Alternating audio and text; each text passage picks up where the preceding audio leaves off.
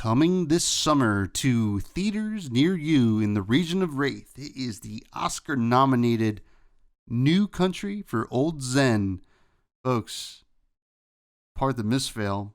More like part the Fresh and Buds right now. Fresh and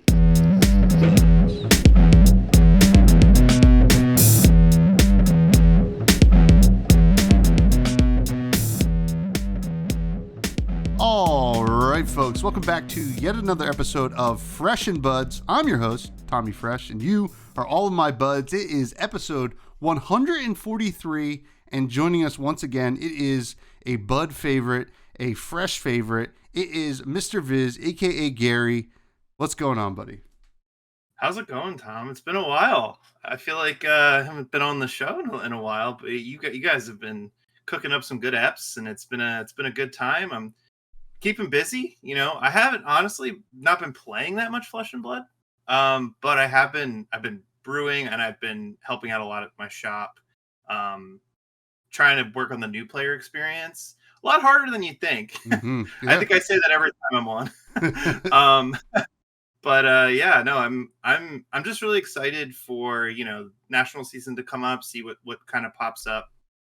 MST is looking like a fantastic set. I've got a spark of hope with new. She's really, really interesting. She kind of reminds me of like a Death and Taxes Magic deck, because she just wants your opponent to do nothing. So Yeah. my spark for playing limited and playing CC is definitely peaking with MST coming out. I hear that a lot locally too.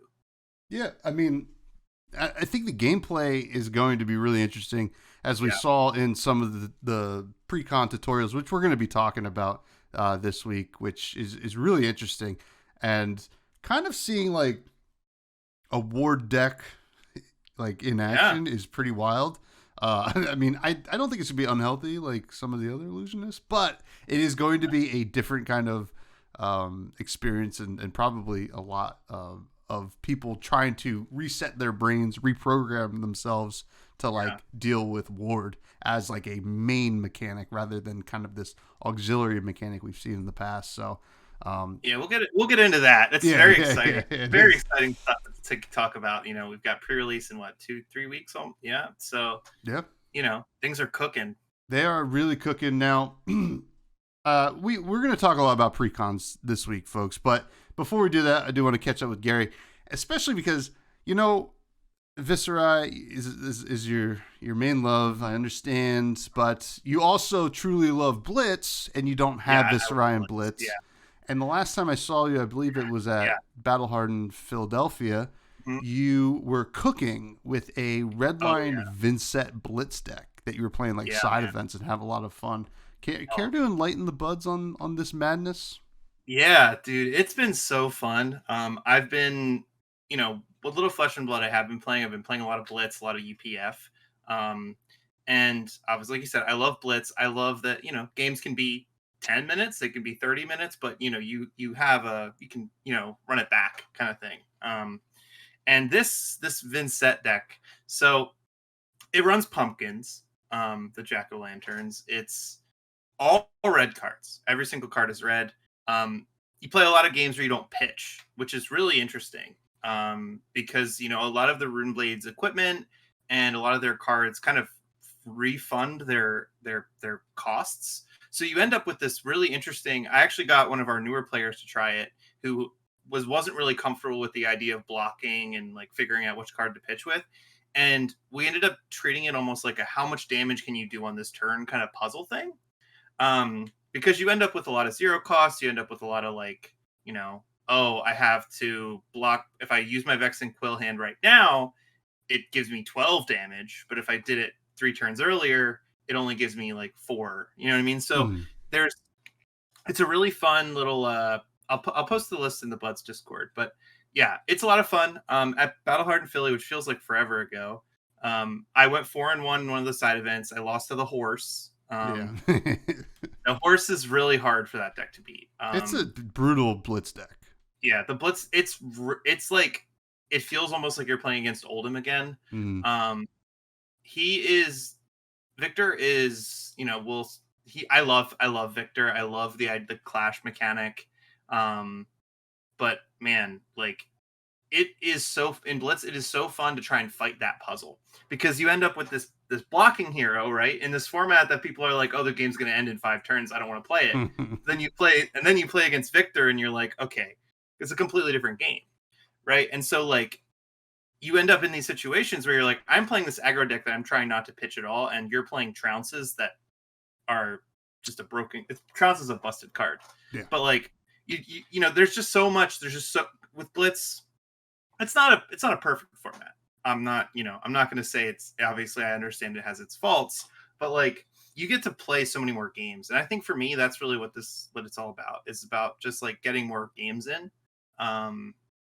Don't have that much time, so do what I can. But yeah, the Vincent list is really fun. I highly recommend it to people who have like an interest in Runeblade generally, because it's like, the hardest part of the game, I think, is balancing, is blocking. I think like you can really screw yourself by blocking incorrectly, or pitching it. Like, I see so many new players block with their blues, Mm-hmm. and then they have nothing to play, right? So why don't you just solve that by only playing reds? Yeah. I mean, that is an elegant solution. I will say, I have always kind of gotten on my soapbox, as you know, like, maybe Blitz is not my favorite. I don't begrudge people for enjoying it, though. Absolutely. And I will say the last Armory I got to play was Blitz, and I didn't have a deck.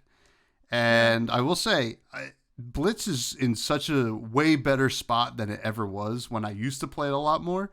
And I had a lot of fun. I just put together a Royal Riptide deck that was Absolutely. it was awesome. Yeah. I mean, it was essentially a red line deck as well, with like, and maybe Intoxicating Shot. Well, it definitely had the blue traps and did you play against Emperor during that event? I did. I beat an Emperor.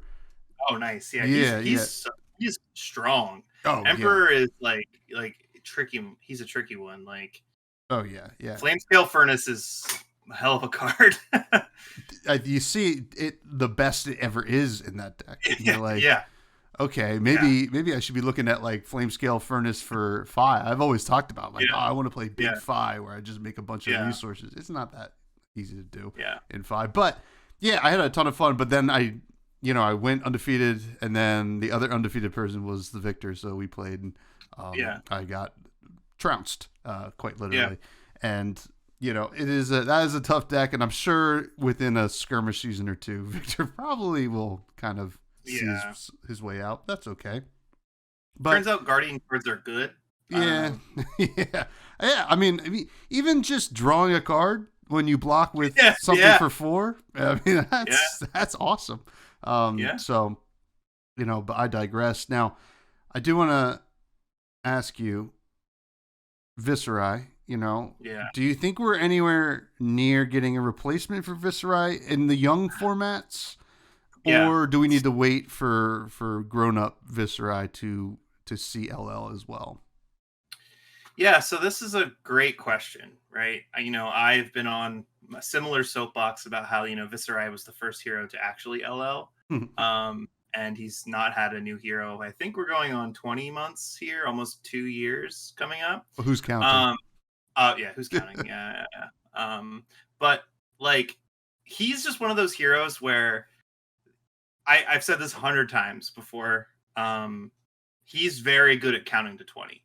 Like, the Blitz heroes, the best Blitz heroes are either the ones that are the best at counting to 20 or are good at stopping their opponent from counting to 20, which is, why Oldhim and Victor and Icelander and all that stuff are gone, right? I think that there's a very easy way to just make Viserai a normal, like, if they limit his ability to 3 times a turn, he's fine. You know what I mean? Like, because you end up, like, the main problem with it was also, like, you had Skelda, and you also had Sonata, and you also had all of these things that just made him extremely broken. And we'll get to extremely broken heroes pretty soon. But like, Viserai had all those pieces to be this insanely fast LL hero thanks to Wanji winning. Like I think he won a calling with him, right? I think I forget what specifically I put think him that over the edge. was that a blitz calling. I think I it think it was. was. That might have been the last blitz calling.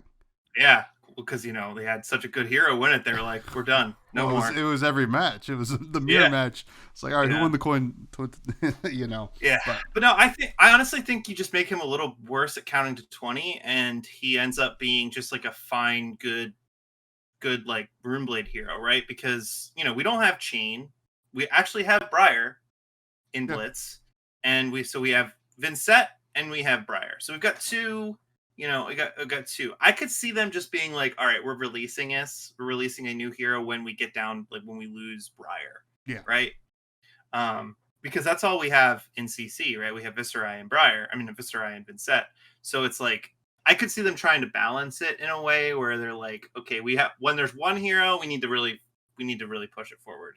And I'm actually really surprised they haven't done more just like heroes in the expansion slots. Yeah, that is an interesting. I mean, you would think at least one or two, especially with the amount that they said that they were going to give us. Like we've only seen 8 new ones so far, so we're still 8 away, I guess. Yeah. From the 16 they said they would give us, or 15, I forget. Yeah, I mean, like it's wholly possible that we end up with like because what we got, the last hero that was in a set that wasn't like a draftable set was Emperor, right? So or Yoji. I think it was Emperor and Yoji were the same set, right? But it was it was Vincent and New Prism. Yeah, but sorry, yeah. but they gave adult and young versions. Oh, okay, yeah. Mm-hmm. Sorry, I meant like because there's no reason to give Viserai a new hero other than because they didn't give Bolton a new hero, they just gave Prism and they just gave Inset, right? So that they kind of just replaced those two. Yeah, I don't know. I feel like we're pretty close. I hope so. Like 2 years. I mean, like people like I like to make light of it, but it is kind of shitty that we don't have another Viserai. Like a lot of the other heroes, and obviously like Oldhim, Icelander, were these these Arya heroes. They went LL so quick, but Viserai is kind of like one of the OG heroes. It's like if we didn't, because we have 2 Dories. Yeah, we got 2 Dories. I mean, we only have 1 Reinar. I know, but like Viserai, and we have 2 Dashes. We only have 1 Azalea. Hopefully, they're gonna make it a new Kano. Get rid of that guy. Well, yeah, I mean, he needs to go first. Well, he's gone in Blitz too. That's true. That's true. We do have these like upcoming like first strike decks or whatever. That's what I was just about to say. Yeah.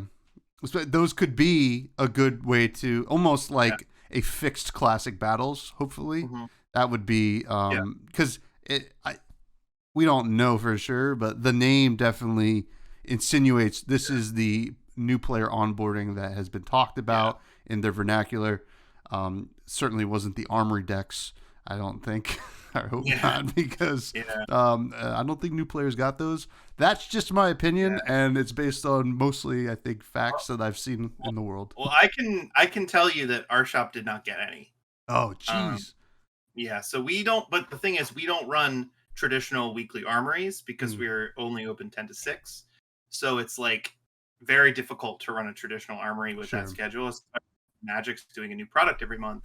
It's like, if you want to do an event, you got to do it on Saturday or Sunday, or the owner has to stay late to keep the shop open, right? So like, you gotta do something. But yeah, I asked. They only gave them out. I think only Red Caps got one in Philly, which is crazy. And like, yeah, I mean, when we get into the precons and focusing on like what new players need, I have a lot of ideas. I think that there's a good way to frame like what a new product is or what a product is meant to be. You know what I mean? And like you not every store can have like a store champion who just goes in there and the main goal is just to talk about Flesh and Blood, like that meme, Not every store can have that, but like every store kind of needs that. And I think Flesh and LSS in general should be more rewarding to the, like, I know that the armory kits are supposed to be like this person gets the playmat or whatever, but I think that there should be more emphasis on that grassroots, because that's how the game started, right? Yeah. I think that there's, the social play is, the kits are good, but we still haven't gotten our Brevant one. So Yeah, it'd be kind of interesting, and I know this is probably because like this is how supplier through wholesale kind of works, right? You allocate based on sales and stuff like that, but also like LSS could offer an incentive for retailers to say, okay, how many gem accounts were created at your store this month or this quarter, and that would be weighted into the, I guess, the consideration for newer products and more allocated products. But I mean, I don't think that some of these products should be as allocated as they are, but that's is what it is. I mean, we'll get to that. And like from working from the store side and looking at what distribution is offering, there actually is a lot of good new product like kits for stores who aren't running Flesh and Blood to pick it up and start, like, because they offer a lot of like starter deals. Like we got like 24 Ira decks or something from the distributor just to like give out, and and that is fantastic, totally free. But like I had to say, hey, ask for these decks, right? And I had to help out there maybe 3-4 times a month. So it's like, if you have stores that are going to Star Wars, or there's stores that are going to Lorcana, you have this bifurcated mindset. Yeah. But anyway, I can talk about this forever. But before we get to the fresh faves, and kind of what we're going to be talking about, the precons, I do want to throw it back to last week's ep when we had Florin on. We talked a lot about KO and his very powerful start to his life cycle, as long or short as it may end up being in CC. And ProQuest season just finished this past weekend, and KO has finished the season with 517 points. Now that's a combination of ProQuest wins as well as some Battle Hardened wins here and there. Right? Yuki won with the calling. Did he win a calling? No, I don't. Yuki, I think Yuki won with him. Yuki won the Battle Hardened. That was that calling was sealed. Which I'm sure KO won that as well. But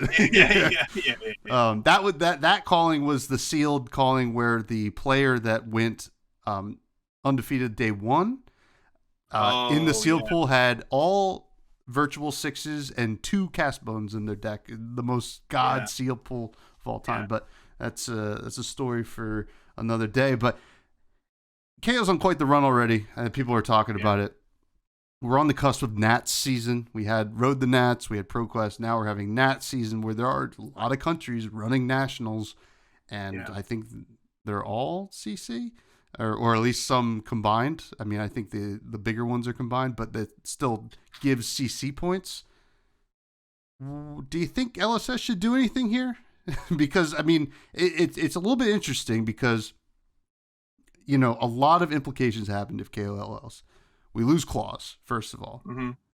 And then on top, that's big. I'm not opposed to it, even as a brute player. Like I like to brew with other things than Blood Rush Bellow plus claws. But also they just released the Armory deck, which, is supposed to be like, go to your Armory, pick up that deck, play it if your store has them. So do you think they ought to step in here, or just let it ride? Yeah, it's been a wild ride for him. He's really bared his fangs and showed he's really got enough to power through. He's casting bones. He's yeah. But I'm gonna sound like a broken record here, but kind of sounds really similar to Viscerai's run when they released Revel and Storming Gloomvale and Everfest. Wouldn't you say? Wouldn't you say that he was the best hero in the meta, and they had to kind of nuke him a little bit in order to make it sure he stuck around? Yeah, you're correct. I do remember that. I fully think that this is we figure out. We look at the math. We look at the cards that are creating the most like consistent success, like because I think there's been so much discourse. I mean, we haven't even talked about scabskin leathers, but like, there's so much discourse about broken cards and cards that spend, that their whole point is to be variants, right? But, when Starvo was winning all these events, they banned Autumn's Touch, right? Yeah.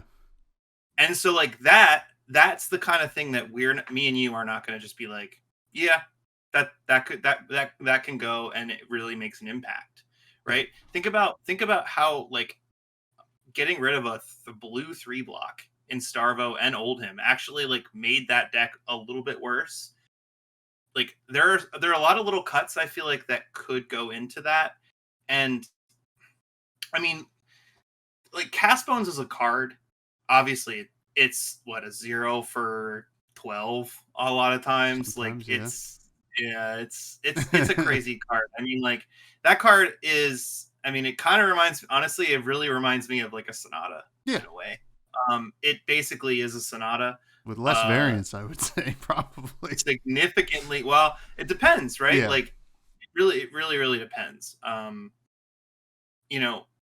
We don't have cards like Plunder Run because that card's too broken, right? Like, that's another reason why I like Blitz. We get Plunder Run, but anyway, true. Like, I definitely think that there's a target here, and like you get rid of Cast Bones, it doesn't fix the KO problem. Mm-hmm. The way they dealt with Icelander was a lot of different ways. They got rid of hypothermia, they got rid of all these other things. And I think there's a lot of ways that they could balance KO while still making him a viable hero, because ultimately all that KO shows us is that more blue 6s is too many blue 6s. Yeah. Like frankly, like all of those blues that are 5s that are 6s, those are the reason that KO is significantly more consistent than something like Rhinar. On top of the fact that he also gives the +1 on the discard, right? But like. Mm-hmm. Everybody's talking about blue 6s and everybody's talking about consistency, and it's like KO is literally built to show that blue 6s are kind of make the variance issue of Brute a little bit too powerful. Like getting rid of the variance and making those deck building restrictions a little less sacrificial. It really means like the brute variance is not necessarily a problem anymore. Yeah, and let me speak up and play a little bit of devil's advocate or brute player's advocate here, because I could hear the screams, I could hear Sigma typing already. I mean, I see it. It's already going. I would say that yes, too many blue 6s is a problem. I will say the true problem is KO has infinite choices for the blue 6s. I think a lot like Levia has 7 blue 6s, right, available to her. If Rhinar could probably just use 6, but Rhinar still only has 3 with Wrecker Romp. So, I think you can give them blue 6s, but you have to make them specializations, or you got to make them talent bound or something like that. But yes, this is a problem. Now, last week Florin had mentioned, what he would have had banned from KO, and that was Wild Ride and Bare Fangs, because those are the cards that are like getting the most power out of the consistency. Wild Ride is a great example. Yeah. Which, even if it was just Bare Fangs, to be honest, because like sometimes like coming in for 9 or 11 on a Blood Rush Bellow, or actually it'd be 10 on a Blood Rush. What was that? For two is pretty wild. Yeah. After you already attacked with a claw or something like that is pretty nuts. So, I think honestly, those cards not blocking is extremely valid. Mm-hmm. I mean, I think like, everybody loves to complain. Sorry, Sigma. Everybody loves to complain about all the no blocks and Brute, but here we are saying that these cards that draw and discard you a card with a deck that is highly consistent ends up creating more value than the 3 block could ever provide. You don't need to block if they're dead, right? So. Exactly. And like, I'm not saying a ban would be right. I think a suspension, right? Because I think they proved to be totally fine in the less consistent decks. But, it's neither here nor there. I guess we're probably going to have an announcement in May at some point. I think there was a scheduled announcement, maybe like next week or something like that. But I should know this. I should do my research. But you know what? That's for you to comment below. Get that algorithm going. Tommy's so stupid. How does he not know? But speaking of heavy hitters, which did give us KO, as well as a lot of other cool heroes, to be honest. Yeah. Let's do the heavy hitters fresh phase for Gary. Absolutely. Gary, Mr. Viz. Yeah. Who was your favorite hero from heavy hitters? Yeah, so I'm not a short-winded individual, so I'm gonna, go with a bit of there's a bit of a cop-out answer and a bit of a, the actual question. My favorite hero from the cards that plays primarily the card pool from heavy hitters is Brutus, the judge, the new judge that just came out. That hero is so fun. Like the fact that the clash mechanic, like so if you're not familiar, it's like Typanis or Therion from before, but the hero's only ability is you can play cards with clash and you get to decide who wins clash ties, basically. So he's just playing a bunch of dog shit cards that are they're just literally 2 for 6s that block for 3, and then when they block, you look at the top card of your deck. It is so fun to be able to just be like, 30 of your cards are just 2 for 6s that care about blocking, right? And then there's Trounce. But anyway, so like, yeah, I love that hero. I think, I wish those heroes were a little bit more well distributed. I love that, I got one because I worked an event, but like, I really love that mechanic of like using the set and just like playing every boring card in the set to build a deck that ends up putting out a lot of numbers. But other than that, other than, Brutus, who's not really in the set, I love Victor. I think, the community's love for the horse meme is something I love about this game, right? Like, Magic had like the Stormcrow thing that I never really understood because that happened way before my time. But like, if you say the horse, people know what you're talking about. Oh, and yeah. if you don't, and like, maybe not everybody, it's fine. But like, it's just more one of those things where, you can, there's a lot of passion around the top-down design that the heroes that are being put out.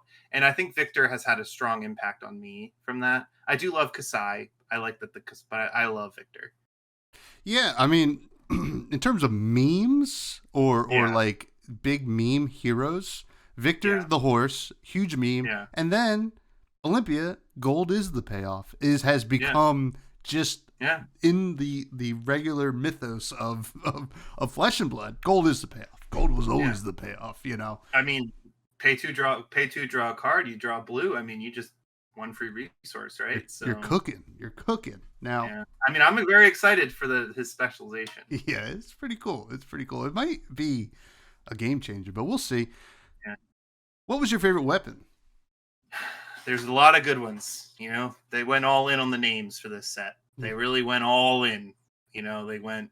They did Ball Breaker. They did Hot Streak. But I mean, I gotta say, Miller's Grindstone. I mean, what a fantastic card. Like, I just love that they're like, I love the clash mechanic because it adds variance, and it also like, it's one of those things where some matchups you feel like you are riding a roller coaster and you're winning every time, right?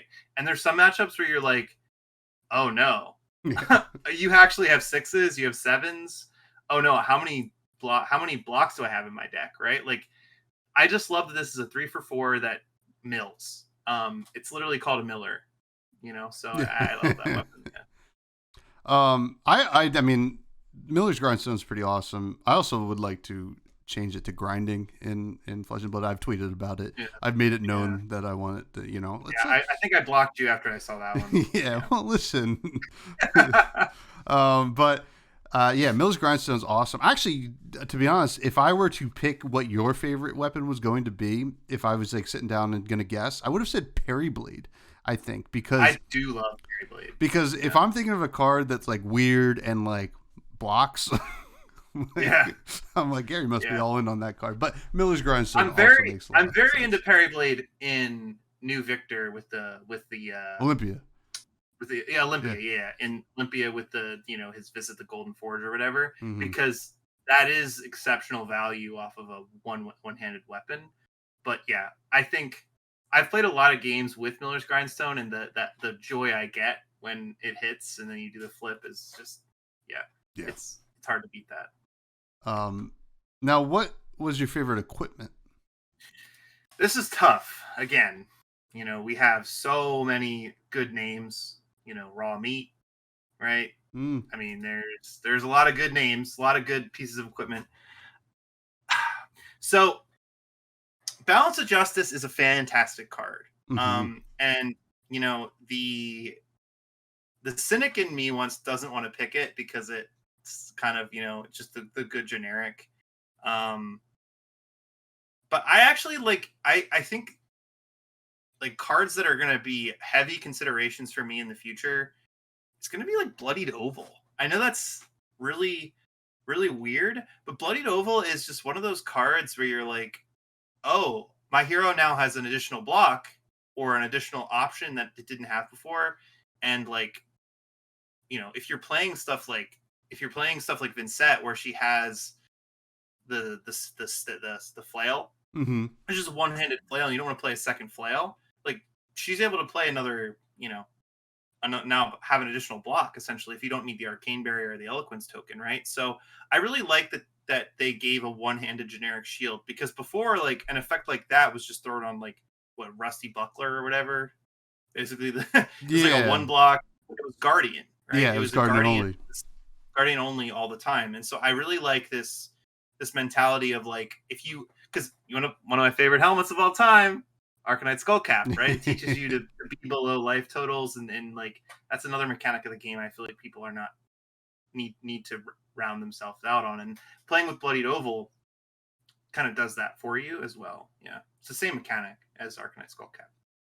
Yeah, it is, and yeah, I know the Vincent players around the world rejoiced when they saw it, and like, I think they were the only ones that were like, "Wow, oh my god!" It's like, "What, are you kidding me?" And we're like, "Oh, this because fun I mean, but if you think about as the game expands, right? Like, we started out with Ninja has two daggers, Mm-hmm. and like Warrior now has two daggers, but they also get shields, right? Guardian, well, they're top down, but like, it makes sense that maybe a hero would want to come in with a shield, Mm-hmm. and like, maybe it doesn't make sense for their class, but like a generic shield that only blocks when you're below life is kind of like perfect top down design wise. Yeah, oh yeah, it's awesome, and I'm surprised we don't have. I mean, it's very tough to design a generic weapon, right? I think Talishar is the perfect example. It's good, not too good, not too bad. Yeah, I know. But we could probably use a one-handed. So bad. Yeah. You could make it suck. People will play it. Like, yeah, I mean, they will. They will. People will play. I mean, Shiana plays the flail. Yeah. That's, I mean, which is also pretty hilarious. I mean, if you make a new Talishar, Jesse Harper's gonna be playing Lexi with it. I'll tell you that much. He's gonna be playing both of them. Yeah, both of them. Two hands. Now, what was your favorite card? Throw in your deck, attack, action, reaction, block.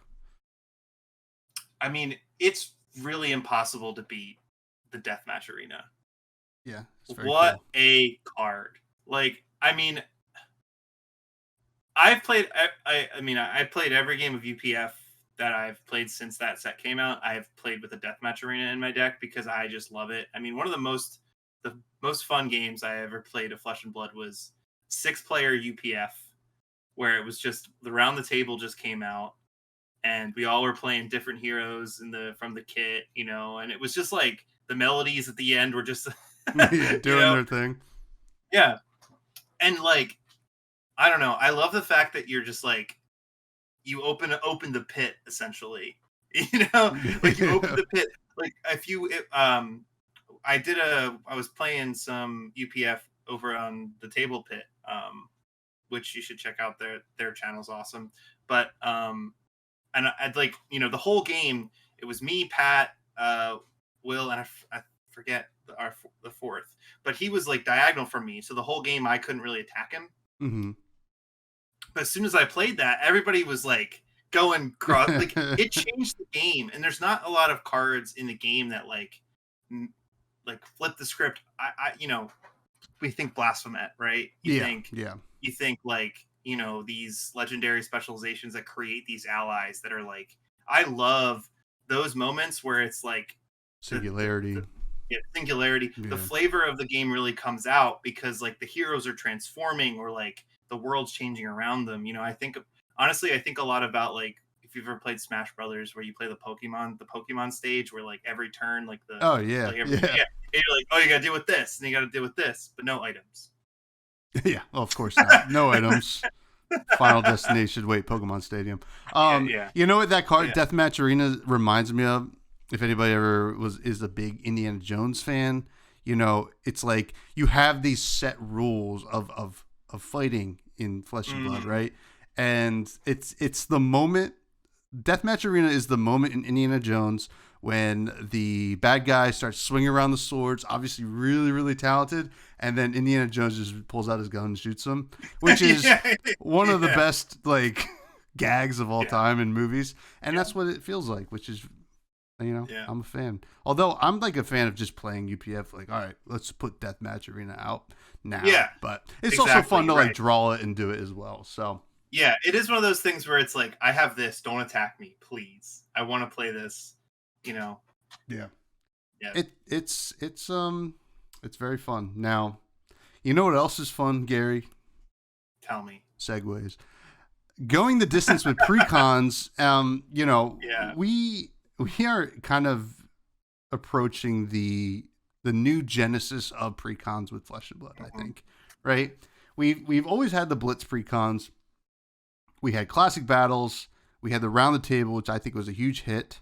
And now we're getting, sets with like, I think elevated Blitz Precons, or at least it seems that way. Oh my gosh. Right. Yeah.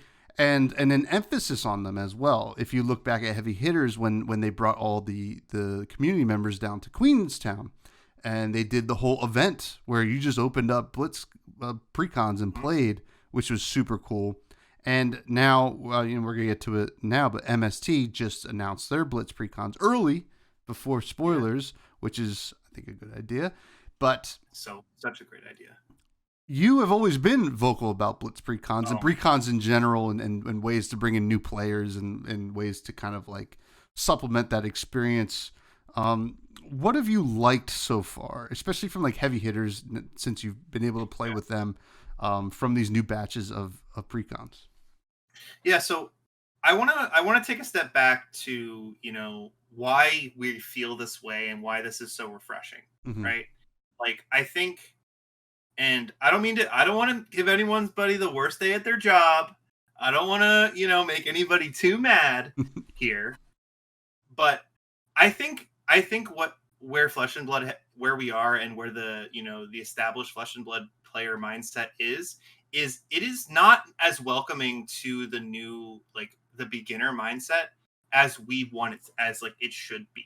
For a game that's 5 years old, like we have a lot of established mentality that, I don't play Blitz, I don't do this, I don't, that format's bad, right? I hate that, right? All that does is stop people from wanting to play it. And like, you end up with this mentality where it's like, okay, there's this $10 product on the shelf that I'm never going to buy because I don't care. I don't give two shits about this product. Like, it's a Blitz deck. I don't care about that. Right. Like, what? The first one was Monarch. First one was Monarch.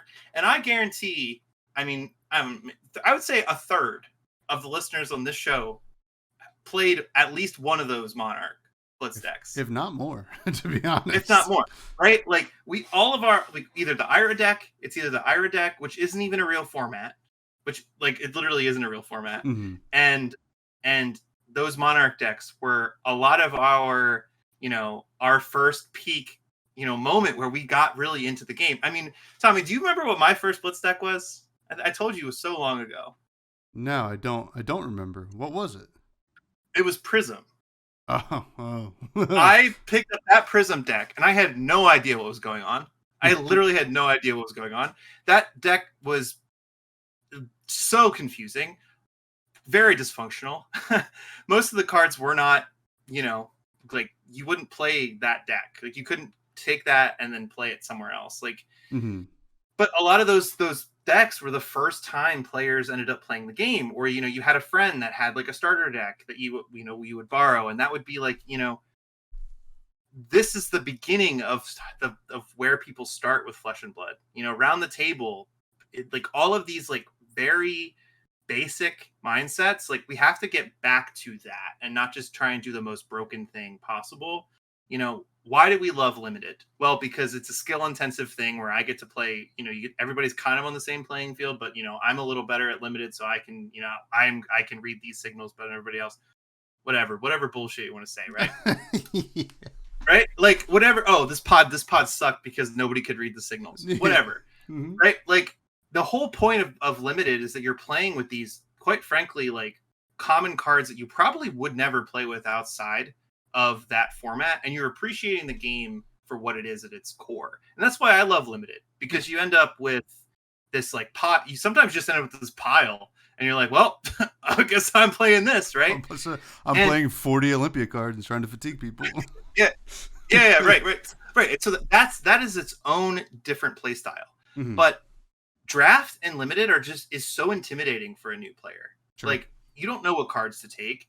You don't know where, like, why, if you have a very vocal table, why somebody's like, oh, can't believe you passed that to me.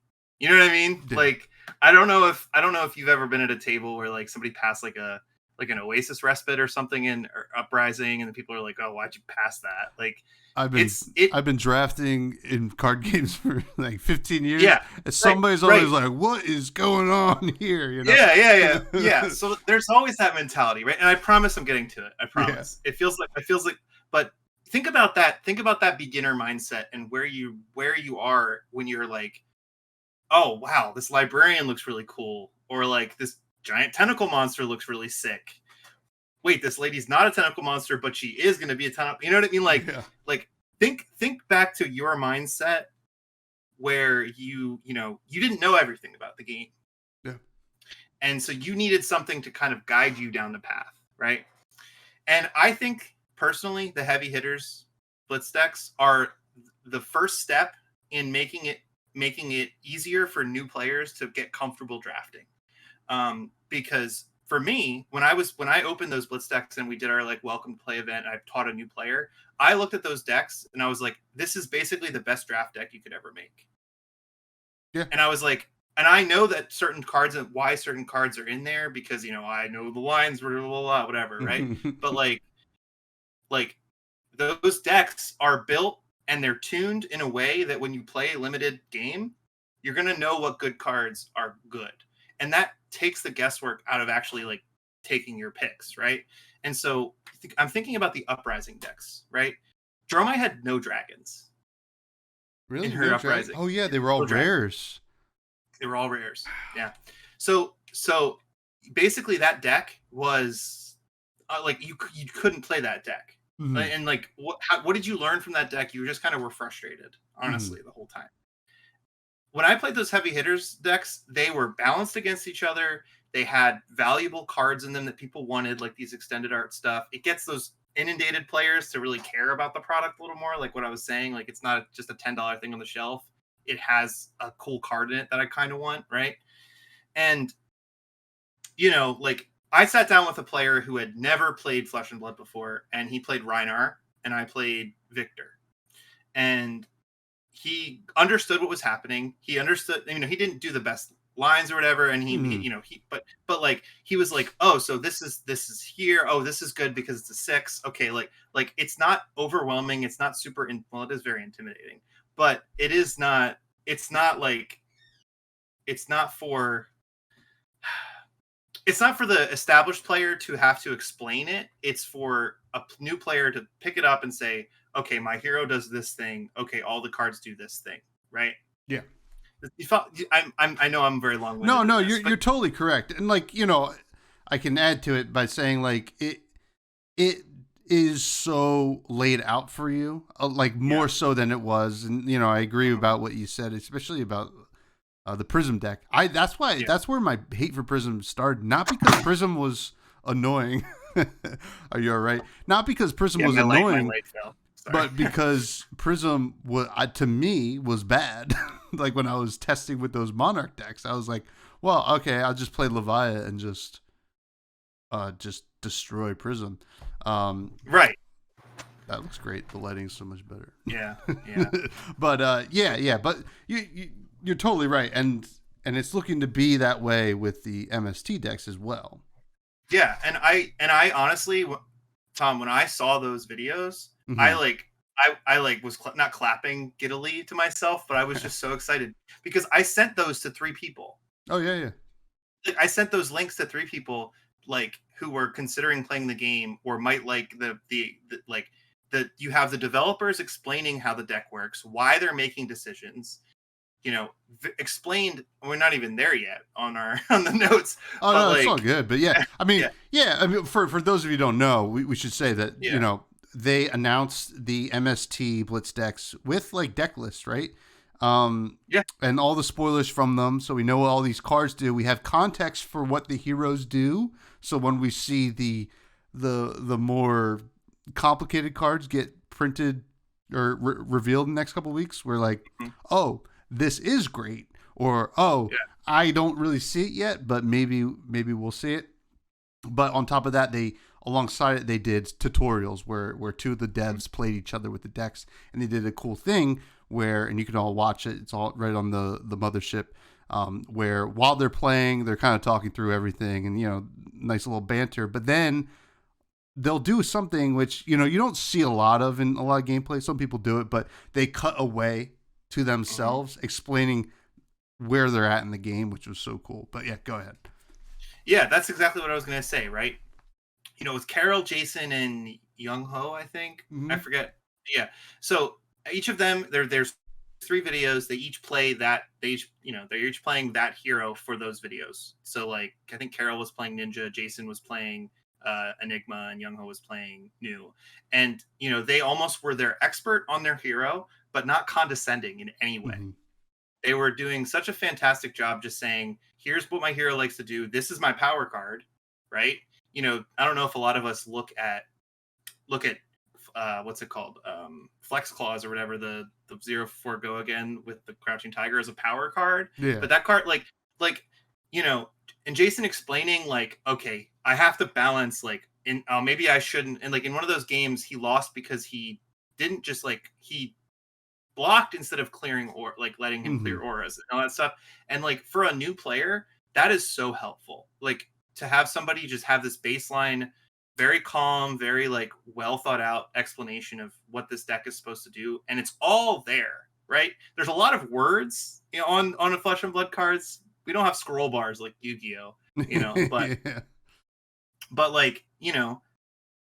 once the Enigma puzzle, when we were looking at that, Burke and I were looking at the deck, and we were like, I don't know how this really works out together. Like we were trying to figure it out. I watched the gameplay. I'm like, I love Enigma. I understand the 1 for, that's basically a 1 for 6 on that doesn't block.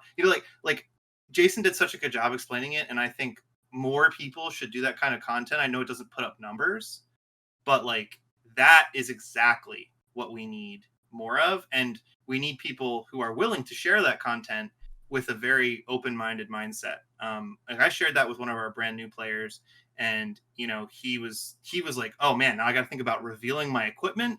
What the hell does that do? And because in my head I was just like, oh, I love this. This is awesome. But he's like, well, now I don't know what equipment my opponent has. It's very interesting, right? I work in research, right? So I'm often asking questions to people, and I do my best not to assume what is knowledge, right? And you learn so much by just asking people questions who are in a mindset that you want to learn more about, or you need a very target audience, right? So these new players, I try and talk to as many new players as possible, because I want to learn how to make my teaching style or my what events I'm running more accessible. I know it's not everybody's favorite. I forced UPF on my locals. Yeah. but like, you know, it really is about just setting yourself aside and thinking about what's best for the people that are the next generation of people picking up those Monarch decks, right? Those Monarch decks aren't there anymore. So we have these better versions based on, you know, the mentality of that where the dev team is now. I love them. And short TLDR, I love them. I love that they're doing this. I'm going to buy 2 of the Blitz collections. We didn't even talk about distribution. Oh yeah. I mean, I'm not up to date on what the distribution looks like, but I've always known the Blitz decks to be very available, which is very nice. Like something they're in a like a collection now, right? So there are all 3 decks plus 3 packs plus a playmat, all in like around the table box. Did they do that for heavy hitters as well? No. Or no, like, they announced that this would be something around when heavy hitters came out. Yep. And so like you end up with this thing where it's like, oh, it has packs in it, so it's worth buying now. You know, right? But also like, you know, it's a little bit more expensive. I forget what the price is. I think it's $60. I should have looked it up before this. But like $60 isn't great, but also if you think about it this way, it's 3 decks, 3 packs, a playmat. You know, you have 2 friends, you each get a deck, you each open a pack, you put a card you want in it, you upgrade your deck, and you have fun.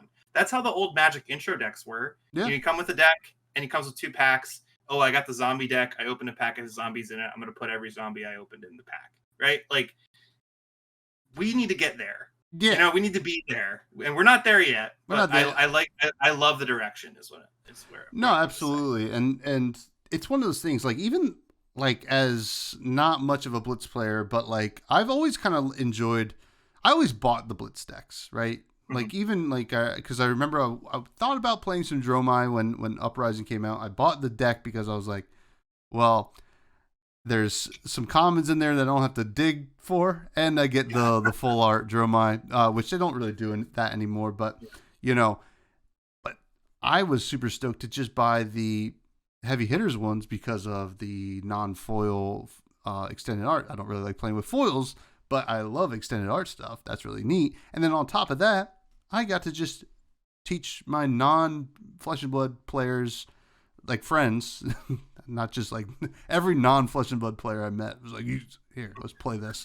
But, you know, and that was fun. And, I played it with my co-host from my other podcast, Matthew, my cousin, who does not play card games at all, and he was like, oh, this is kind of fun. I mean, like the resources was tough. I think blocking and the resources is the toughest thing, and then also understanding what go again means. I think especially if you've never played like Dominion or anything like that, like understanding that you can do more things. But besides from that, you know, they are a great product, and to be honest, I'm super stoked to buy it. I might get the collection. That kind of sounds cool just to have, right? You know, the boxes.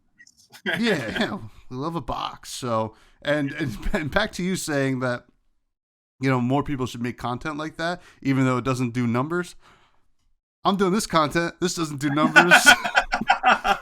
Episode 143, folks. I mean, people are crazy, myself included. So just keep that in mind, folks. When you're setting out to do content, look at Tommy Fresh. He is one must imagine Sisyphus happy. So well, I do think you make a great point, right? Like it is about it. You know, it's about the fun of the game. Mm-hmm. You know, it's not. Like, I love Flesh and Blood, not because, I'm great at the game. But because, and I'm not that great at the game. But my point is, like, I'm great at teaching the game. Mm-hmm. And I love teaching the game and sharing my passion with other people. You know, like, everybody who's had that older brother or, like, mentor in their life that, they follow, the games that they play. Like, a few of our locals got into it because, like, his brother-in-law taught him, like you can be that person if you just think about, like what I was saying about how that mentality of the new player and like getting to that top-down design that, this is D&D, but we're fighting each other. And but I do think LSS needs to like print a physical action point Because that for me is the hardest point. It's the hardest, like you said, go again. Yeah, yeah. Like if the decks came with an action point, I think it would be, because otherwise I'm usually using a dice, and that's confusing because it's like, okay, we also have pitch, and I can't just fund my store with the metal token dice, right? Right? I can't just, so I think if LSS gave us a little cardboard action point, that would make teaching significantly easier. Yeah. It'd be kind of fun if the First Strike stuff has this, right? And then we look back at this and like, wow, we were so smart. How do we know?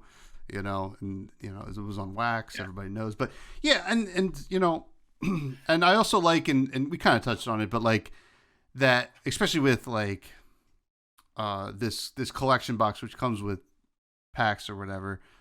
You could always just buy a single Blitz deck and a pack. Do you think that's the best way for people to kind of like experiment with deck building and making the precons go a little further? I really think so. I think that making this a product, frankly, I don't think we need the playmat. Sure. I think the playmat is very valuable, especially for new players who want to pick up the game. But you think about it, it's one playmat. Yeah. So you end up with one person if you have you and your roommate, right? You hear about Flesh and Blood, you hear it's a great game, you want to get into it. You pick up a box on the shelf, who's getting the playmat and who's getting the packs, right? You split it, right? I don't think you should have a paper playmat, but I think there should be, board games do these like, not like they do neoprene playmats, but they do like these almost like fold up, the fold up ones that are more cardboard. I would love to see that. Yeah. Like I think it should be like Pokemon has this wonderful starter box, the double-sided one. I mean, I'm sure that's more expensive, but like honestly, I have the double-sided Star Wars one, and I actually find that more of a burden because I can't put it in my backpack. Oh, interesting. So if you could have if I could talk to LSS, I would make almost like, you play Ticket to Ride. Yeah. You know how that board folds up like that? Mm-hmm. Like why is there not just like a double playmat like that? You could literally put that in your backpack. I think if you're doing a product like that, you end up turning it into almost like a board game. The long box is great, but it needs to be more like a board game. Yeah. No, I think that, the perceived value of a nice rare playmat is where I think probably what they're going for. But yeah, I mean, that part actually doesn't feel like for the new player. It feels like, but, and speaking of for the new player, just to touch on it, what are your thoughts on these armory decks? Because they are precon and you can pick them up and play it, and the KO one is like a totally serviceable deck. $40. I mean, honestly, I think $40 is the perfect price range for a CC deck. Like people, card markets are going to be card markets. People are there's a Majestic in there. People are going to buy it because there's a Majestic, right? That's playable. Yeah. Yeah, that's not playable, but very, very, very strong and kind of broken a little bit. Yeah. But like, I mean, I think it goes back to that mentality thing. It's like, I know Capolo mentioned like all of his, he the many phases of Capolo. He, his store I think had 12, right? And he was like, oh, they all when he put up pre-orders, they all sold out. Everybody bought them all. But then after he learned more about the story, they had 4 up for pre-orders and they held 8 behind, right? And so it takes manpower, and it just keeps going back to that. Like, you need somebody who's going to champion and be that grassroots person that's going to be like, hey, we're doing an open play event, come by. We picked up 6 to 7 locals just by doing open play events. They're not all still playing anymore, but like we picked them up for a few weeks. Some played for a few months, some playing for more than a year at this point. We need more of them. Yeah. Just need more of them. And I think if you reserve, like if you do an armory deck like that, I think those should be very much dedicated to people who are doing the social play or the open, like these open, because in Gem you can set, is this an armory, is this an open play, is it that kind of thing. I know it's called an armory deck, but I think realistically it should be for more of the social casual play crowd, and that forces the people who don't want to play social games to come to the social play events, which I think is another thing, right? Like, yeah, I don't know. I love the product. Yeah. The logistics, the supply chain, I love that it's not in big box stores, but Flesh and Blood isn't, right? Yeah. So like it's such a weird line, but I think it's a great product. I think the deck could have been a little better, honestly. Like the deck list is a little undertuned in my opinion, but like, I think you have to. Yeah, it's tough, right? Like I know first thing people were like, "This is a bunch of junk," and two majestics. Right? I mean, it's definitely playable. Like I haven't to be honest. Like when I look at this deck personally, if I may get on my soapbox here, I actually think the deck is probably what it should be, right? In terms of power level, I don't. It's not the best deck in the world, but I think like at a lot of armories, I think you could actually do quite well, right, with it. Yeah. And like, I'm not even saying like, like you're gonna 4-0, but you're gonna maybe pick up a game, which is like huge. I remember just losing for months, at Armory, and I think that the only issue here is like, why was this so heavily allocated? I understand you want to give value to the cards within it, right? I understand that, but like when I look at this, I'm like, oh, this is a lot like the what they call battle decks. They were event decks from Magic, and to be honest, those were like a huge success. Challenger decks. Yeah. My cousin Dan, who's been on this podcast, he had at one point kind of got up and moved to California. God knows why anybody would want to do that, but when he got out there, he didn't have a Magic collection anymore because like I had most of our collection, we shared it, and he was like, I had nothing going on Friday, I'll go to F&M and see if they're like drafting or something like that. It was like standard, and there was an event deck. He was like, all right, I'll pick up it was like a black red event deck. He's like, I'll pick that up. And then he like texted me. He was like, yo, I picked up a event deck. I went 3-1. And I was like, yeah, that's awesome. And I look at this feels like that. I don't know if you're going to go 3-1 in a lot of markets, but some newer player focused kind of armories, you might actually go 3-1. And I feel like you don't have the ability to just be like, pick it up and play. Because they're all sold out because they're so heavily allocated. This should just be something that's almost print to demand, in my opinion. Yeah. If this is the goal of that deck, which maybe that's not, and that's what the first strike stuff is. So so actually, you bring up a really good point, right? So like in those event decks, those challenger decks, a lot of those decks hold reprint equity value. Like not that the decks themselves are very strong, but there's like usually like 2 or 3 cards that make it worth your deck and then worth the price. And then some people upcharge for that deck because you had, the one deck had like Arclight Phoenix in it, I remember. Mm-hmm. And that was like a $30 card, right? In this KO deck, it's interesting that they did not print a lot of extra Majestics, like a lot of like reprint Majestics. And I think that's a very tactful point. So if you think about where KO is, he's really aggressive. If they ban something like Bloodrush Bellows and they put it in that deck, that's a really feel bad point, right? And so like you end up with this, LSS and game developers are so smart. Like they're 5 chess moves ahead, whatever the meme is, like you lack the sufficient information or whatever. But like I think the reason that those decks aren't better is because they want to have that knob to be able to say, we need to ban Bloodrush Bellows. We can't give new players we can't give new players Beast Within. First, you know what I mean? Like, they're like in that $40 deck, you don't want to have 3 cards that are banned because Brute gets broken. Yeah. So It's like it's a really hard balance. Beast within that deck would have been so cool because I know. it's just such a fair I know. card. I know. It's just the perfect card. It's the perfect yellow, Pat.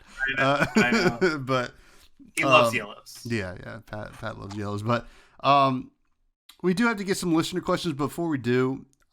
Is there anything that you as this kind of really new player focused, Precon lover, right? Is there anything you'd like to see a little bit more of from LSS? Outside of what we've already talked about, obviously just like print more of stuff, but is there anything specific in these Precons? Yeah, so I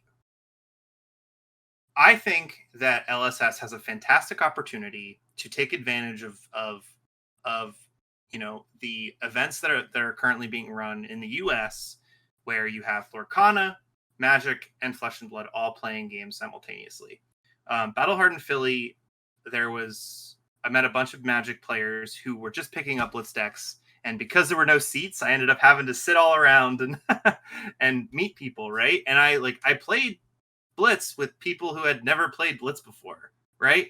And that is so great. And I think what they need to be doing from these products, I think that they should make some sort of product that is built for these conventions, because you have Magic players who are there to play Magic, right? And I don't know if they can do this because conflicts of interest and stealing players or whatever, but if you like both games, that's a perfect event for you, because there's always Magic events and there's always Flesh and Blood events, but the schedules don't always line up. Why not reward the people that are there for both games? Or reward the people that are there to play Flesh and Blood, but 5 of their friends are there for Magic. Yeah. There should be a, I know for Pro Tour LA, I think it was, or one of the events, they had an IRA welcome event. And I don't think that the IRA decks, I think they're fantastic, but I think that they're probably bad for the game's widespread growth, because you can't do anything with an IRA deck. She's banded Blitz, and we need something else. We need something else that's being willing to be given away, or extremely low cost of entry. Because I give a new player an IRA deck, that there's nothing that they can do with that. Yeah, I think so. I mean, I get the solve there, right? Yeah. Is with Ira, unfortunately, she became too powerful because you keep printing ninja cards. Understandably, it's a class in your game. I think you got to create a new player class, call it Gladiator. Yeah. I think that's probably a good spot to start. And also I do want to. What was that? Go ahead. I also wanted to point out at Richmond, I believe there was a new player. There was a huge new player booth, I think run by the really? Realm Games or something like that. I'll have to send you a picture. It was on Twitter, where you could just show, it looked awesome. You just show up and it felt like you were at PAX Unplugged or something like that, and you had a bunch of places where you can kind of just play games. So, but yeah, sorry. Continue. But again, that's a grassroots effort. That's a grassroots effort by an extremely, integrated. Well, I don't know. If LSS was involved with it, because there was a lot of big assets there that but I don't know either way. No, that's exactly my point though, man. You're hitting it on the head. Mm-hmm. Keith and the Realm Games did that. Yeah. Right? They did that out of the goodwill of trying to build the game. But that runs out. And so you need some way that you need a little bit more of that from top down. Yeah. The IRA decks are great, but I love that stuff. And it has to be worth it for the people to do that. And Keith is a very generous guy, and he's going to do everything he can to grow the game. He's doing great stuff with Alpha Clash, right? But there needs to be a little bit more hands-on. And those videos, those Blitz deck videos, were just the crumbs that I was so excited to see. Yeah. It's the beginning of an understanding of player onboarding and stuff like that. And the first strike thing is too. And my point I was trying to make it I don't know how much of it was the Realm or how much of it was LSS, because that might have been just an LSS thing. They're like, hey, Realm, you're going to be there. Can you do this Yeah. for us? We'll provide whatever. I don't know either way. I haven't talked to them about it, but I saw it and it was very cool. And I hope to see more of that at like SCG cons, which do host all of those games we had talked about.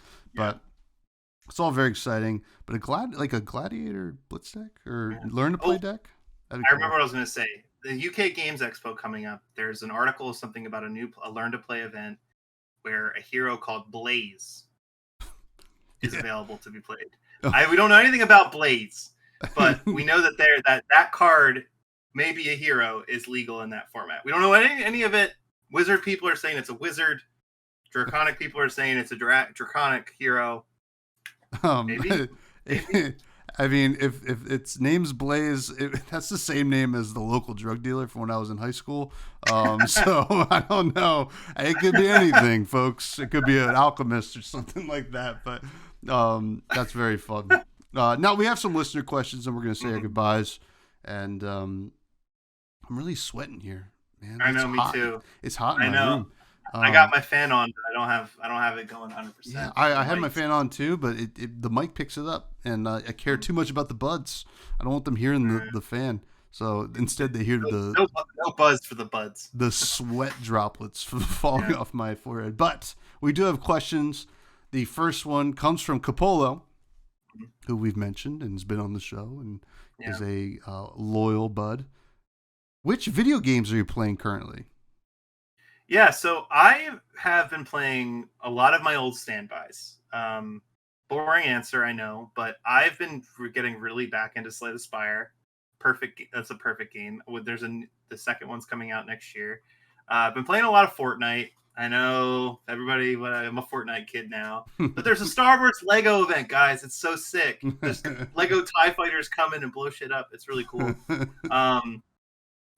I'm also playing a lot of the indie games that the Fresh Juice is talking about. I played Boar Blasters, played Balatro. I've been playing a Backpack Hero again. That game's fun. They added a story mode. I bought that. I haven't played it yet. Yeah, it's much better than it used to be. I highly recommend that game now because there's you build a little town now in the story mode, and you unlock relics along the way based on what your town is and all that stuff.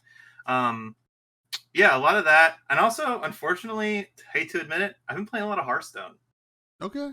Battlegrounds is a lot of fun. I love Hearthstone Battlegrounds. It's fun to do crazy combos. I feel like a Kano player, so I don't know. I'm keeping my old standbys, but a little bit of Hearthstone because it's easy to play on the train, honestly. Yeah, I get it. I mean, I personally, obviously, I'm playing different games each week for the other podcast, but I am still on my quest to 100% Balatro. I have it on my Switch. I am through almost all the blue stakes on each deck. Nice. We're getting there. We're getting there, folks.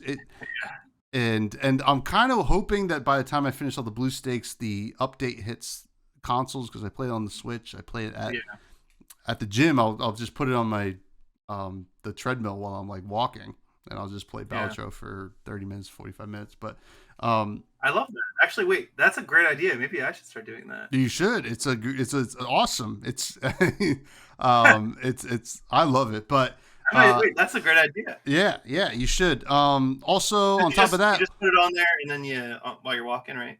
No, I don't even have the Joy-Cons on. I just play it, and I play touchscreen. I just put it on the little ledge. But you could probably just, if you're not walking too fast, you could probably just do it like that. I feel like it'd be a little dangerous. You lose your balance or something like that. But and then also Loop Hero came out on mobile.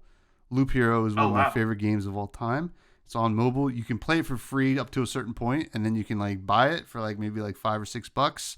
It's the same. You bought it. Oh yeah, of course it did. Well, I already know I really like it, so I was like, well, I don't know, maybe this time it sucks, but but it was brought to mobile by the same company that brought Dead Cells to mobile and stuff like that. So that's awesome. Nice. I highly recommend that game. It's so cool. And on Game Pass too.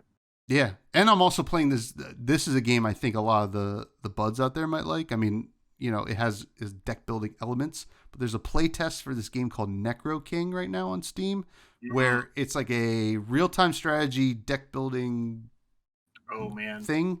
Not like the deck building's like kind of outside the game, but when you're playing, you're real time playing the cards as different enemies. Is it Kind of similar, trying to. more similar to Northgard, or more similar to?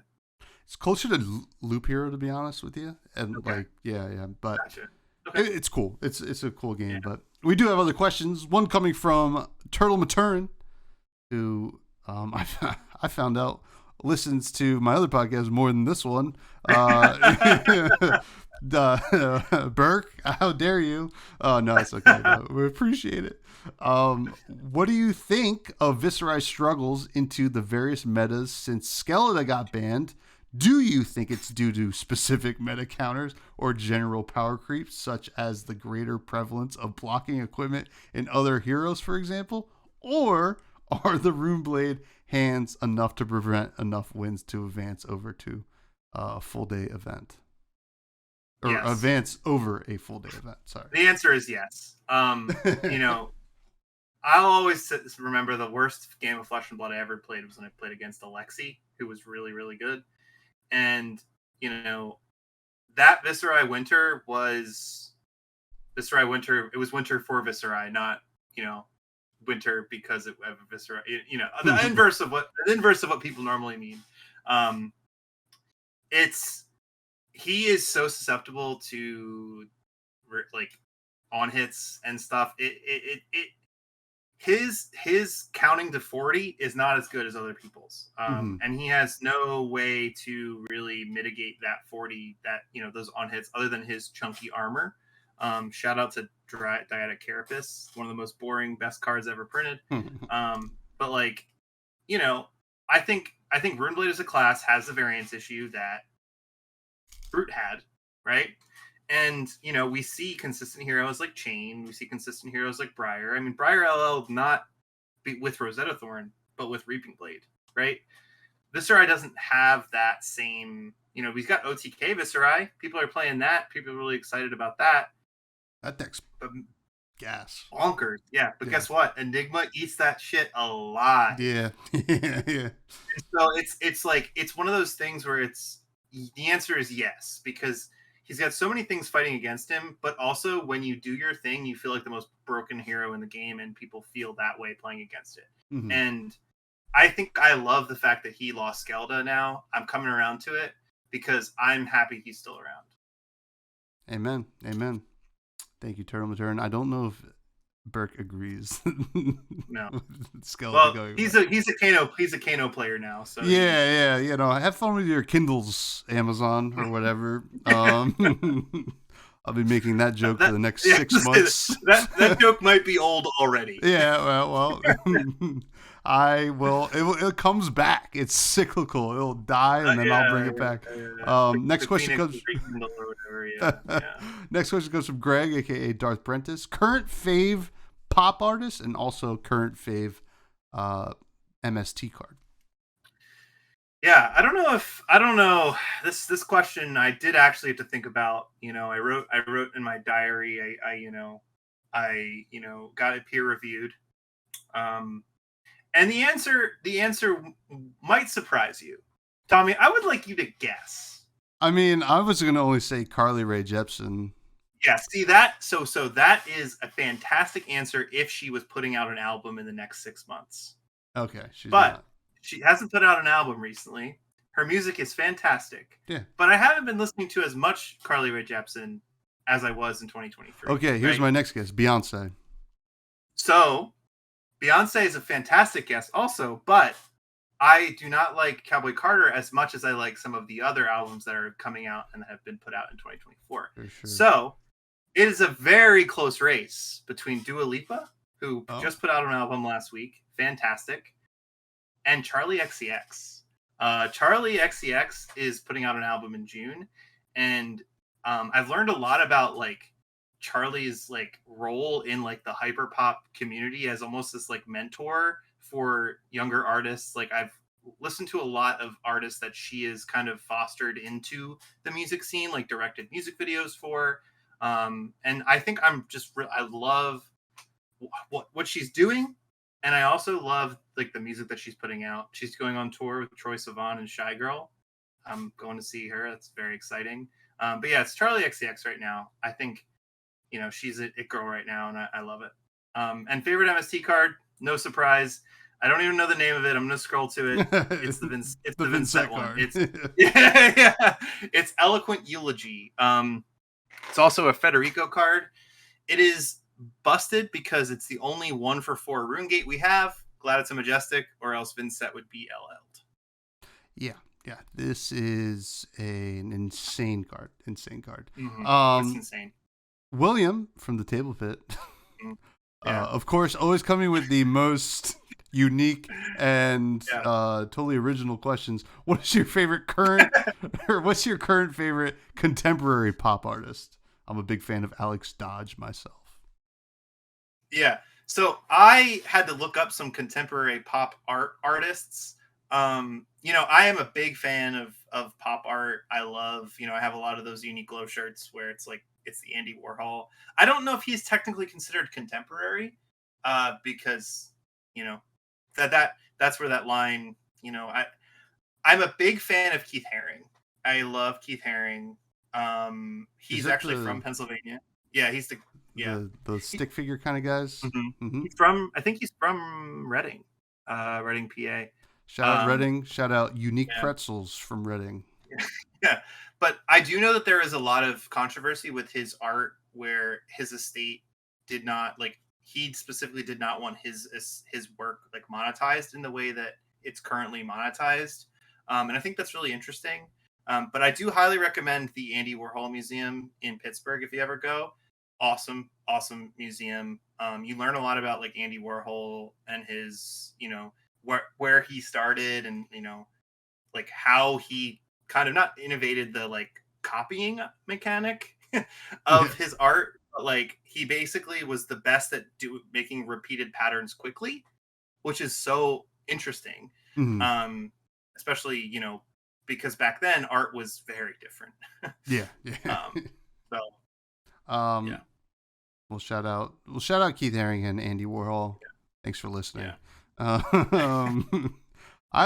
Keith Haring's awesome. I had a project as a kid where we had to do Keith Haring style stuff, and it's still in my bathroom.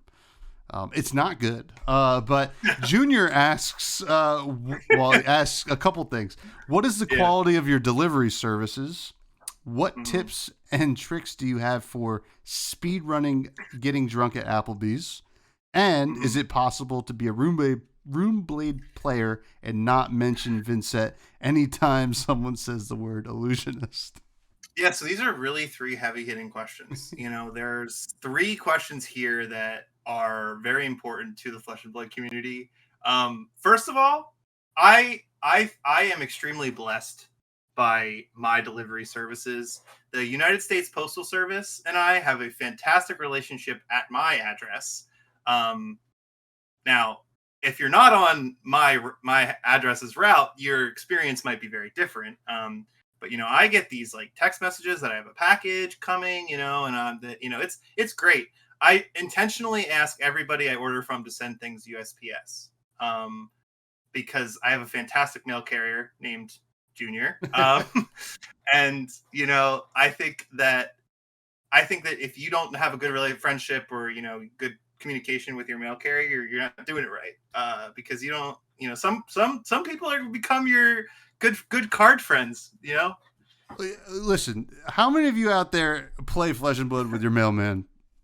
Okay, honestly, it's gotta be low.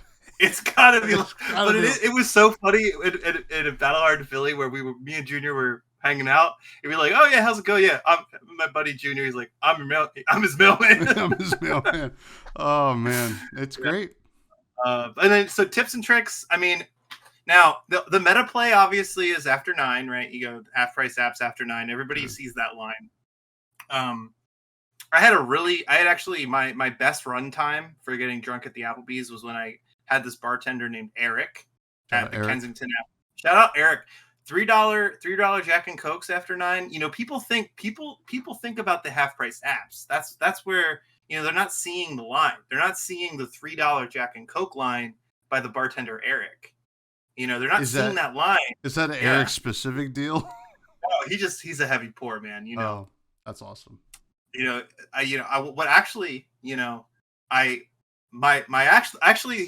the actual trick.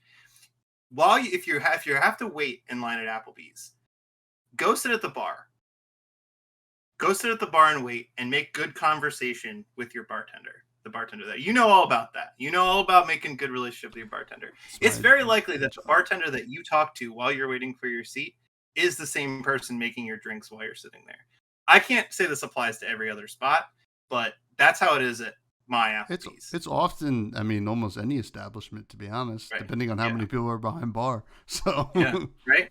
Well, this guy Eric, he was like, any drink you get, I'm making it. I was like, all right, Eric, hook us up, and he hooked us up. I love Eric. And finally, the last question, the Vincent question. honestly, this one, we talked about Illusionist a lot. Didn't mention Vincent once till the very end. Honestly, yeah. I think we did it. I think we're free. Oh, but we're not free. Well, actually, wait a minute. What's really sick about Ward? We're not free. You know what matchup is free? No. Yeah. Vincent into Illusionist. Yeah, it's so free. I love fighting with the Illusionist players who think it's not. It's so free. It's not free. It's not free. It's a skill check. It's a skill check. Yeah. Yeah. If I have no skill, you win. Yeah. Holy smokes. This has been a banger. As always, when you come on, Gary. Thank you, first of all. And plug anything you like to plug. I know you're not out there, but plug everything that you need to plug. I always say this, broken record, but I'm going to plug my local game store, Dark Depths Games. If you're in Philadelphia and you've never been to Dark Depths Games, you got to get down there. They have the largest Magic collection I've ever seen for like a store their size. If you play Magic still, they have the cards you're looking for. And they're probably the best price you're going to find at an LGS. They also pay the best rates, which is amazing. I know a lot of people have very conflicted relationship with LGS. Some places overcharge, some places undercharge. I think if you have an LGS that's struggling to understand the Flesh and Blood community in a way that you want to complain about it, I think you need to be that person that I was talking about throughout this whole episode and just advocate for the community and offer to put in those hours. You're gonna have a better relationship with the owner and you're gonna feel a more sense of agency in your community. Take the level 0 judge test. That's my other thing. Take the level 0, figure out how to run an event. If you feel like the events aren't doing what you want to do, be that change in your LGS. So that way you're not just complaining about it. I know schedules are busy, but do everything you can to make your LGS a better place, because that's how the game does better. Flesh and Blood isn't funding these LGSs. Magic is funding these LGSs, and those stores have their priorities straight for what's important to them. So they need somebody to help them along the way, be a part, make them understand why this game is so good and what Yeah, that's my plug. My plug is be a community champion. I think it's a great plug. It's a great plug. It feels weird to kind of switch over, and you can find me on no, but you can find me on Twitter at freshbudspod. Check out the Buds Discord, which is a great place to kind of learn how to be a community champion. I think it's all great folks in there. There's a lot of people who run events there. Oh yeah. We have all kinds of players of different experience levels and just like different ways they're involved in the game, especially. So yeah, definitely check it out. The Buds Discord and YouTube. If you're watching on YouTube, give us a like, comment, subscribe. If you're listening on Spotify, whatever, throw a rating on there. That would be awesome. And then check out my other podcast. If you like video games, we talked a little bit about it before, but I love indie video games mostly, and Nintendo games mostly. I guess I love Nintendo. But check out Fresh Juice, indie game podcast I do with my cousin Matt. That's weekly as well. We review usually a game a week and try to give our opinions on it. This past week was the Minesweeper one, right? The Minesweeper one. Oh boy, you should. It was a interesting talk about that game. All right. But yeah. Finally, check it out. Do you have any food to talk about? So I have a little bit of food to talk about. So as y'all might know, I live in Philadelphia, cheesesteak capital of the world. And one of my favorite cheesesteaks was not actually in Philadelphia. It was in a suburb at a place called Delco Steaks, which has the Karanji rolls, right? Yep. I love the Delco Steaks. And I recently found out that in University of Penn, they actually have a franchise in their food court. So I got a Delco steak the other day when I was on Penn's campus, and I got the Karanji roll, the little logo, and I got the onion rings, and if you are in Center City or you've never been to like Delco Steaks, it's pretty solid. They have this thing called the Welsh's Barnyard. It's like chicken, steak. It's like a combo thing with like peppers, onions, mushrooms. It is the bomb. And their steaks are obviously very good too, just like the plain steaks. But the rolls, 10 out of 10. The onion rings, 10 out of 10. And it's all in that little weird food court thing, which, sometimes those are very hit or misses, but because it's like a franchise of this like local, chain from the main line, it's fantastic. And I know I'm going to get slandered for saying a main line. You gotta try it. You just gotta try it. It's the best combo of roll, good meat, and good sides. I'll say this. It's good enough to make it into the Wells Fargo Center. They have... they put Delco Steaks in there? Delco Steaks is, I believe, in Wells Fargo Center. So if you've ever seen a Flyers game or a Sixers game, you can go grab them. Is it new in there? I didn't know that. With around the time when the Karanji thing happened. Yeah. Oh, wow. Yeah, that was actually a big reasoning as to why Delco tried to stay with Karanji rolls. So that's some inside baseball there. And unfortunately, inside baseball also means we don't have time for Charmer, which is a shame. We'll get to him eventually. But thank you all. Have a great week. And, man, maybe a set review coming soon. Holy smokes. Stay fresh. I'm going to lose it.